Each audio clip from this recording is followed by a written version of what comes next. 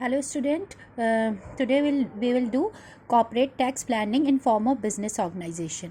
ठीक है, तो here there are three persons A, B and C. ठीक है, 3 persons हैं ये and इनको ये decide करना है कि ये पार्टनरशिप फर्म को एस्टैब्लिश करें या सोल प्रोप्राइटरशिप को एस्टैब्लिश करें. तो here they have to decide जब इनकम इनकी दोनों में सेम हो. जब इनकम दोनों में सेम है तो इनको ये डिसाइड करना है कि whether they should establish a partnership firm और they should establish a sole proprietary concern, जिसमें ए सोल ओनर हो जाएगा, सोल प्रोप्राइटर, और बी सी जो है वो उसके एम्प्लॉय हो जाए. तो इनको ये इसमें हमको ये फाइंड आउट करना है कि इनके लिए पार्टनरशिप फर्म बेनिफिशियल रहेगा या इनके लिए सोल प्रोप्राइटरी कंसर्न बेनिफिशियल रहेगा, जिसमें ये टैक्स सेव कर सके. ओके, तो here we will do corporate tax planning in form of business organization. तो हम ये कैसे फाइंड आउट करेंगे? हम with the help of this question हम ये फाइंड आउट करेंगे कि इनके लिए पार्टनरशिप बेटर है या सोल प्रोप्राइटरी कंसर्न. तो question is A, B and C have decided to set up a business. इन्होंने डिसाइड किया बिजनेस सेटअप करने के लिए and for this purpose A, B and C are having 6 lakh, 3 lakh and 3 lakh respectively. तो इनके पास ये 6 लाख, 3 लाख एंड 3 लाख हैं एज कैपिटल, ठीक है, बिजनेस में लगाने के लिए. And they wish to charge interest on the capital at the rate of 12% per annum. ठीक है, इन्होंने जो कैपिटल लगाई है उस पर ये 12% पर एनम के रेट से इनको इंटरेस्ट मिलेगा. और सैलरी क्या मिलेगी ए, बी एंड सी को? अगर पार्टनरशिप फर्म एस्टैब्लिश होती है, ए को 20,000, बी को 10,000 और सी को 10,000 पर मंथ. ठीक है, और जो प्रॉफिट होगा फर्म का उसमें उस प्रॉफिट को ये किस रेशियो में शेयर करेंगे? 2:1 के रेशियो में शेयर करेंगे. ये तो जब हो गया जब ये पार्टनरशिप फर्म एस्टैब्लिश करें. इन केस अगर ये पार्टनरशिप फर्म एस्टैब्लिश नहीं करते हैं तो क्या देन ए को सोल प्रोप्राइटर बना दिया जाता है. ठीक है, ए सोल प्रोप्राइटर हो जाए और बी और सी इसके क्या हो जाए? एम्प्लॉय हो जाए. और जो बी एंड सी ने कैपिटल यहाँ पे लगाई थी उस कैपिटल को ए जो है वो बी एंड सी से एज लोन ले ले. ठीक है, और उस लोन पे बी और सी को इंटरेस्ट दे दे. ठीक, और ए सोल प्रोप्राइटर बन जाए. तो इन दैट केस इनके लिए अगर ऐसा होता है सोल प्रोप्राइटरी कंसर्न ये इस्टेब्लिश होता ही है तो ये सही इनके लिए बेटर रहेगा. टैक्स इसमें सेव हो पाएगा या टैक्स इसमें पार्टनरशिप में सेव हो पाएगा, ये हमें इस क्वेश्चन में फाइंड आउट करना है. ठीक है ना, और जब इनकम दोनों में बराबर हो. ठीक है, now you have to advise whether they should have a firm और a sole proprietary concern of A. ठीक है, वेयर ए सोल प्रोप्राइटर होगा और बी एंड सी उसके एम्प्लॉय होंगे. ठीक है, और ए, बी एंड सी को रेम्युनरेशन देगा और जो वो इसको लोन देंगे यही पैसे एज लोन बी और सी ए को देंगे. तो ए, बी और सी को इस लोन पर इंटरेस्ट दे देगा. ठीक है, इन केस अगर पार्टनरशिप फर्म एस्टैब्लिश होता है तो tax liability of the firm क्या होगी? एक्सपेक्टेड टोटल इनकम दोनों में ही हम 8 लाख लेकर चलेंगे. ठीक है, ये हमारा पार्टनरशिप फर्म हो या सोल प्रोप्राइटरी कंसर्न हो, हम 8 लाख इनकम लेंगे दोनों में बराबर. एंड देन फाइंड आउट करेंगे कि हमारे लिए क्या बेटर है, पार्टनरशिप फर्म बेटर है या सोल प्रोप्राइटरी कंसर्न बेटर है. ठीक है ना, तो एक्सपेक्टेड टोटल इनकम यहाँ पे 8 लाख है. इसमें से लेस क्या होगा? Interest on capital. ठीक है ना, कैपिटल जो यहाँ पे लगाई है वो ए, बी एंड सी ने फर्म में लगाई है. पार्टनरशिप फर्म हम अभी कर रहे हैं. ठीक है ना, तो फर्म में कैपिटल लगाते हैं पार्टनर्स. तो पार्टनर्स ने जो कैपिटल लगाई है वो लगाई है ए ने 6 लाख, बी ने 3 लाख और सी ने 3 लाख. तीनों को एडअप किया हमने हुआ तो कितना हो गया हमारा? 6 लाख और 3 लाख और 3 लाख 12 लाख. 12 लाख पे 12% पर एनम के रेट से क्या लगेगा? इंटरेस्ट लगेगा ऑन कैपिटल. तो ये इंटरेस्ट हमने डिडक्ट कर दिया इनकम में से. बुक प्रॉफिट आ गया 6,56,000. ठीक है ना, अब इस बुक प्रॉफिट में से रेम्युनरेशन मिलेगा पार्टनर्स को. ठीक है ना, एंड रेम्युनरेशन मिलने के बाद जो इनकम बचेगी उसके ऊपर क्या लगेगा? टैक्स लगेगा. तो हम यहाँ पे देखें जो फर्म की इनकम होती है उस इनकम में से पहले इंटरेस्ट ऑन कैपिटल डिडक्ट होता है, जो पार्टनर को मिलता है इंटरेस्ट ऑन कैपिटल वो डिडक्ट होता है. देन जो पार्टनर को रेम्युनरेशन मिलती है वो डिडक्ट होती है. फिर जो इनकम बचती है उसके ऊपर टैक्स लगता है. ठीक है ना, तो अब हम रेम्युनरेशन देखेंगे कैसे हम फाइंड आउट करेंगे.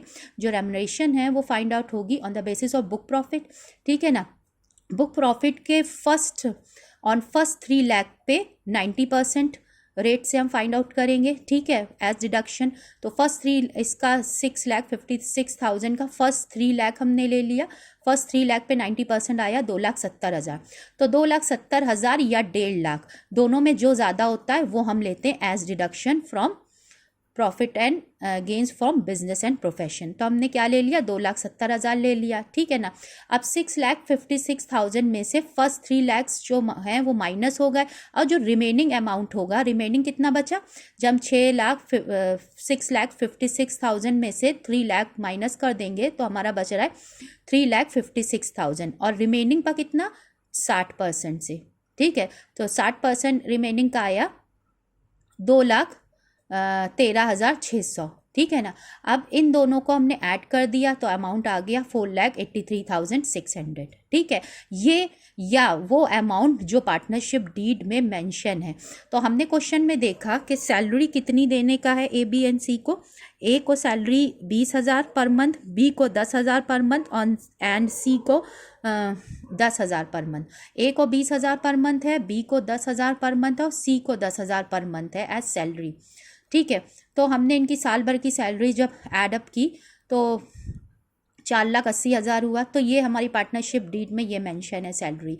तो इस अमाउंट में से और जो पार्टनरशिप डीड में मेंशन है उसमें से जो कम होगा वो हम लेंगे एज डिडक्शन फ्रॉम इनकम, ठीक है ना। तो 4,80,000 कम है तो हमने 4,80,000 लिया एज डिडक्शन, ठीक है। तो हमारा ये बुक प्रॉफिट में से हमने सैलरी अमाउंट डिडक्ट किया तो ये इनकम फर्म की आ गई। तो फर्म की इनकम में से first interest to partners, interest on capital to partners deduct हुआ, ठीक है। देन रेम्युनरेशन सैलरी डिडक्ट हुई, जो बचा अब इस पे टैक्स लगेगा। टैक्स हमें पता है पार्टनरशिप फर्म पे फ्लैट रेट से 30% लगता है, इसमें टैक्स स्लैब नहीं होते हैं जैसे इंडिविजुअल में होता है, ठीक है। देन इनकम टैक्स 30% से फ्लैट रेट लगा, इतने पर 30% आया 52,800। 1,76,000 पे 30% आया 52,800 एज टैक्स। देन इसमें हम ऐड देखेंगे सरचार्ज लग रहा है या नहीं। सरचार्ज जब लगता है जब इनकम 1 करोड़ को क्रॉस कर जाती है, 1 करोड़ को तो क्रॉस नहीं कर रही है तो सरचार्ज नहीं लगेगा, नील, ठीक है। फिर अब इसमें ऐड क्या करेंगे हम, सेस 4% से, इसका 4% आया 2,112। अब जब इसमें टैक्स जो है उसमें हमने सेस को ऐड कर दिया तो टोटल हमारा टैक्स कितना लगेगा, 54,912। तो इनकम में से हमने 54,912 को लेस किया तो हमारी इनकम आफ्टर टैक्स कितनी आ गई, 1,21,088। ये हमारी फर्म की इनकम आ गई आफ्टर टैक्स 1,21,008। नाउ हम देखें टैक्स लायबिलिटी ऑफ पार्टनर्स। अभी हमने तो देख ली टैक्स लायबिलिटी ऑफ फर्म, ठीक है। अब हम देखेंगे टैक्स लायबिलिटी ऑफ पार्टनर्स, ठीक है ना। देयर 3 पार्टनर्स हैं ए, बी एंड सी। इनको जो इनकी कैपिटल पे जो कैपिटल इन्होंने लगाई थी 6 लाख, ए ने लगाई थी, उस पर 12% से क्वेश्चन में दिया है इंटरेस्ट इनको दिया जाएगा कैपिटल पे। तो इंटरेस्ट इसका कितना आ गया, 72,000। बी का इंटरेस्ट कितना आ गया 12% से 3 लाख पे 36,000, और सी का भी 36,000 इंटरेस्ट है। अब हम देखें रेम्युनरेशन सैलरी क्या होगी। एक को सैलरी कितनी मिल रही है, 20,000 पर मंथ, तो साल भर की इसकी कितनी हो गई, 2,40,000। बी को सैलरी 10,000 पर मंथ मिल रही है, साल भर की हो गई 1,20,000। सी को 10,000 पर मंथ मिल रही है, इसकी भी हो गई 1,20,000। तो इनकी कितनी इनकम हो गई, इंटरेस्ट और सैलरी को मिला के ये इनकी आ गई इनकम। ए की आ गई 3,12,000, बी की 1,56,000 और सी की 1,56,000। अब इन पे टैक्स क्या लगेगा हम देखें, ए को देखें। टैक्स स्लैब क्या होता है इंडिविजुअल्स पे जब लगता है, tax on first 2,50,000 nil. Second हमारा जो रिमेनिंग अमाउंट कितना बच रहा है, हमने इसमें से 2,50,000 लेस कर दिया, कितना बचा 62,000 पे 5% स्लैब लगेगा टैक्स का, तो 3,100 आ गया टैक्स, ठीक है। Less rebate under section 87A 12,500 की रिबेट मिलती है, तो यहाँ पे तो रिबेट से कम ही है तो पूरा हमारा टैक्स एग्जेम्प्ट हो गया, ठीक है। तो टैक्स क्या लगेगा, नील। ऐसे ही हमने बी का देखेंगे नील टैक्स, सी का नील टैक्स, तो इन तीनों पे टैक्स नहीं लगेगा।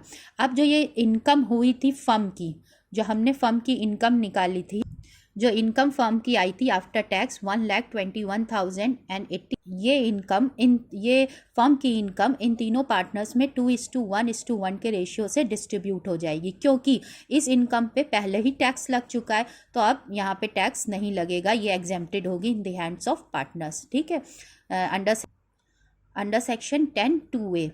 ठीक है, under section 10 sub section 2A।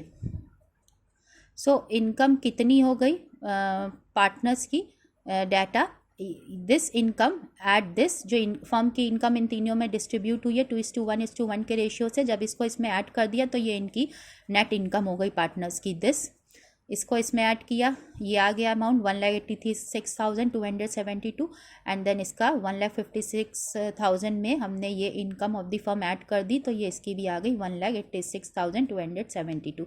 ये इनकी नेट इनकम हो गई पार्टनर्स की। ठीक है, अब हम देखेंगे सोल प्रोप्राइटरी कंसर्न। सो अगर सोल प्रोप्राइटरी कंसर्न एस्टैब्लिश होता है तो tax liability A, B and C की क्या होगी। ठीक है, ये हम फाइंड आउट करेंगे। सोल प्रोप्राइटरी कंसर्न में टैक्स लायबिलिटी कम पड़ रही है या पार्टनरशिप में टैक्स लायबिलिटी कम है, देन ऑन उस बेसिस पर हम फाइंड आउट करेंगे हमारे लिए पार्टनरशिप बेटर है या सोल प्रोप्राइटरी कंसर्न बेटर है। तो tax liability A, B and C की अगर सोल प्रोप्राइटरशिप एस्टैब्लिश होता है तो इनकम हमने कहा 8 लाख, दोनों में 8 लाख लेकर हम चलेंगे, सेम इनकम। ठीक है, इसमें लेस इंटरेस्ट ऑन लोन। तो ये जो इनकम यहाँ पे A सोल प्रोप्राइटर है एंड B एंड C को इसने एज एम्प्लॉय ले लिया है, और जो ये कैपिटल पार्टनरशिप फर्म में लगा रहे थे उस कैपिटल को इसने B और C से एज लोन लिया है, और उस लोन पर B और C को ये क्या देगा, इंटरेस्ट देगा।